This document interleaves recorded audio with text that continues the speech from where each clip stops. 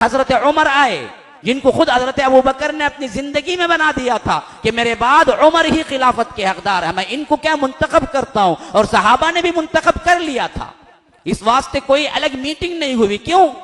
باقاعدہ جو خلیفہ تھا اسی خلیفے نے دوسرے خلیفے کو چن لیا اپنی ہی زندگی میں۔ تو حضرت عمر جب آئے، پورے 10 سال کی حکومت 13 سے 23 تک، اس کے اندر انہوں نے خاموش نہیں بیٹھا، اور ترہ یہ کہ اسلام پھیلتا پھیلتا پھیلتا ایک دوسرا تاریخی مرکز جو تھا، فلسفے اور ان لوگوں کی تہذیب کی حیثیت سے سب سے بڑا مرکز جو ایران فارس کہلاتا ہے، فارسی مذہب، آتش پرستی، زرتش کا مذہب، اس مذہب کو بھی توڑ کے ملیا میٹ کر دیا، اور اللہ کے فضل و کرم سے 20 کے اندر اندر پورا ایران فتح ہو چکا تھا، مدائن فتح ہو چکا تھا۔ اور یہ بھی ایک صدیوں پرانی طاقت اور تہذیب تھی جسے اللہ نے حضرت عمر کے دور مبارک میں مٹا کے رکھ دیا، کہ ان میں سے بھی بہت سے لوگ وہ تھے جو بظاہر شکست کو تو قبول کر لیا کیونکہ ان کے پاس چارہ نہیں تھا، لیکن اندر کی بھڑکتی آگ کو وہ دبا نہ سکے، جو ان کو رہ رہ کے یاد آتا تھا کہ ہم صدیوں حکومت کرتے رہے ایران میں، لیکن آج ایران مسلمانوں کے قبضے میں ہے۔ اب دو دشمن ایک مل جائیں اور دونوں کی دشمنی کا محور ایک ہے، دشمن کا دوست بھی دشمن ہوتا ہے۔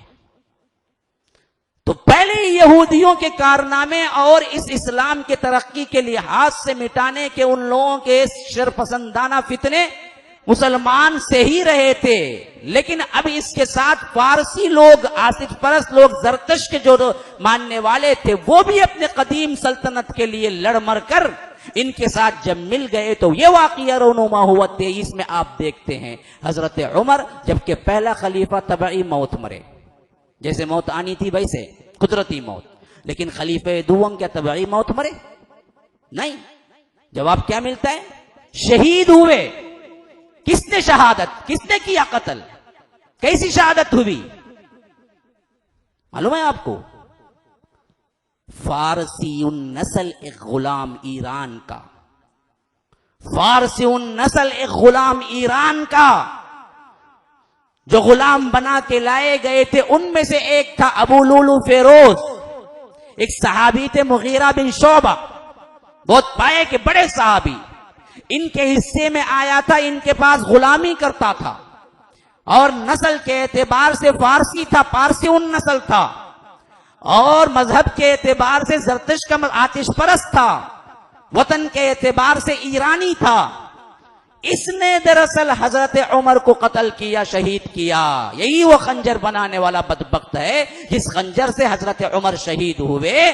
تو یہ ایک شہادت نہیں تھی بلکہ وہی شرپسندوں کا غلبہ تھا جو کہ وقت کے لحاظ سے دب گئے تھے، اب ابھر رہے تھے۔ خالی حضرت عمر کی شہادت ایک شہادت نہیں تھی۔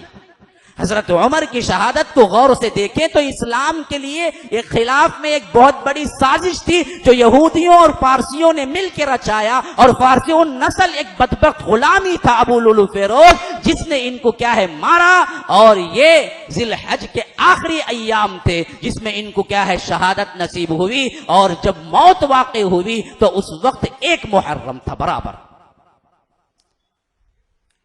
اب یہاں سے بھی مسئلہ ختم نہ ہوا، آگے چلو۔ حضرت عمر نے اپنے بارے میں